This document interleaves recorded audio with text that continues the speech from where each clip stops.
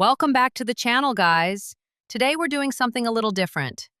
Forget just for a moment the pure technical talk about cameras and lenses. Because today I want to take apart and rebuild Only You with you. The GL phenomenon starring Lingling and Orm that hit our screens in the second half of 2025. But I'm not doing a classic review. I decided to have some fun and analyze this series as if it were a modern narrative fairy tale. You know those classic structural schemes we studied in high school literature? If you look past the action scenes and the fluffy moments, the story follows an ancient path, the Fabula. Initial equilibrium, inciting incident, trials and transformations, the Spannung or peak tension, and finally the restoration of a new balance. In this episode, I'm giving you my personal interpretation of how Tawan and Ira's roles fit into this narrative machinery. We'll figure out who the knight in modern armor really is, who the princess is that refuses to be saved, and how every stage, from the initial equilibrium to the final clash, was built to keep us glued to the screen. So get comfortable. We're about to dissect the anatomy of a success story through archetypes, plot twists, and that chemistry that turned an action series into visual poetry. Cue the theme. Let's begin our journey into the fabula of our beloved LingOrm.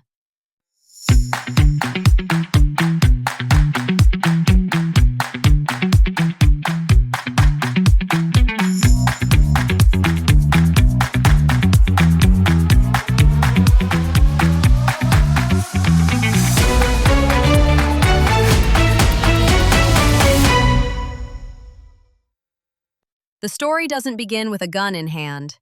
It begins with the echo of school hallways. Here we meet the most authentic versions of Tawan and Ira, two students living a bright, pure love, almost suspended outside of time. Visually, the direction leans into warm saturation, a golden light that feels like an endless summer afternoon. It signals a golden age where danger simply didn't exist. But every fairy tale must eventually collide with reality. That initial equilibrium is brutally shattered. Class differences, family pressure, a traumatic event revealed slowly, piece by piece. The love doesn't fade, it's violently interrupted. We see Tawan suddenly leave Ira's life after showing up one last time with a bruised, battered face. That image alone tells us everything. Tawan chooses duty and discipline to suffocate the pain, becoming the war machine we know in the present timeline. Ira retreats into a golden but lonely nostalgia. This phase is essential because it transforms their reunion into something far more complex than a simple protection mission. It becomes the return of the repressed. When Tawan sees Ira again after years, she's not just looking at a client, she's looking at the ghost of her own emotional failure. And as a viewer, the question that naturally arises, the one that propels the fabula forward, is, why now? After years of separate lives, what forces them back into the same room? The series plays the forced destiny card beautifully. The silence breaks because Ira's world, that glass bubble of international fame, begins to crack under real, dark threats. Her family, or those acting on her behalf, seek the best protection money can buy. And that search leads inevitably to the elite agency where Tawan has built her steel reputation. The modern fairy tale paradox. The woman who swore to forget the past is now paid to become its shadow. Tawan accepts the assignment not out of nostalgia, at least that's what she tells herself, but because she's the best at what she does. Yet the moment she steps into Ira's residence and their eyes meet after 10 years, the fabula accelerates violently. They're not strangers. They know each other's weak points better than anyone. From a production standpoint, this is where the series shines. The direction lingers on that 1 second of shock, that deafening silence where time seems to rewind. Tawan holds her professional mask, but her eyes betray the weight of a broken promise. Ira sees in her both safety and a painful reminder of what was taken from her. They reunite because danger forces them to. They stay together because their narrative arc was never truly finished. That interrupted fairy tale needed a battlefield to find its continuation. Tawan's present-day coldness isn't lack of feeling, it's an unhealed scar. Without that student prologue, their reconnection would feel cliché. Instead, every adult glance carries 10 years of unsaid words and frozen love, waiting for the right Spannung to explode again. At the start of the present timeline, we have what I'd call a static equilibrium, a calm that feels artificial. Two parallel worlds never meant to touch. Tawan moves within a military aesthetic, straight lines, exhausting training, rigid discipline visible in her posture. Ira exists in a golden chaos of privilege and spotlights, vulnerability hidden beneath makeup and couture. Visually, the series contrasts them perfectly. The camera follows Tawan with sharp, precise movements. With Ira, it lingers more fluidly, almost unstably, reminding us neither woman is truly free. Then the inciting incident shatters the glass. When real danger knocks on Ira's door, Tawan stops being just a soldier and becomes her shadow. Their first adult encounter isn't romantic. It's a clash of power and invaded space. Close-ups capture the moment Tawan's professional duty collides with Ira's stubborn independence. The tension doesn't need dialogue.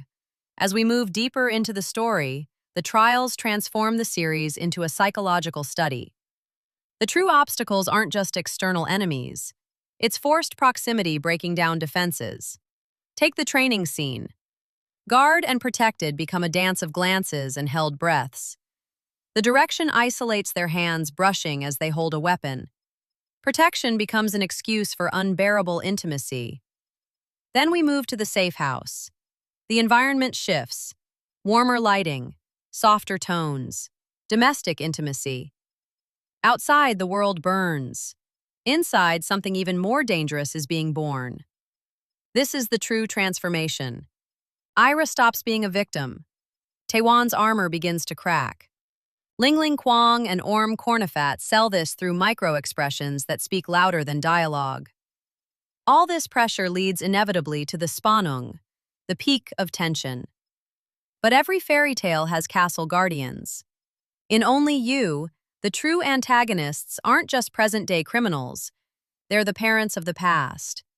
Here, the narrative crashes into social reality and family expectations, a recurring theme in Thai GL. Ira's family embodies power and pride. Tawan's family once wounded that pride. The result? The girl's love becomes impossible. The conflict is psychological pressure. The parents architect their separation. Tawan chooses to escape into duty, protecting Ira from a distance, detached, disciplined, punishing herself while becoming strong enough to never again be crushed by others' will or her own emotions. The irony?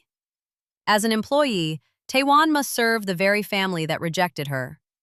Ira is trapped by her father's expectations. Tawan is the only one who can protect her from the world built around her. Their love wasn't broken by disinterest. It was broken by imposed silence.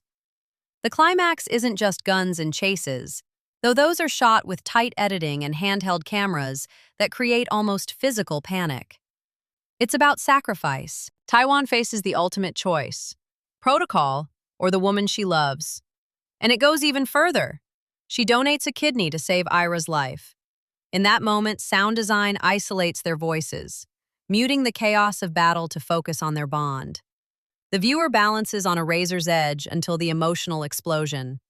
After the storm, we reach a new equilibrium. Not the old one, because those women no longer exist. The finale gives us wide, clean shots where barriers disappear. But we need to be honest. Even the most beautiful fairy tale can have cracks. For me, Only You has one element that limits its total emotional impact: the chemistry in the intimate scenes.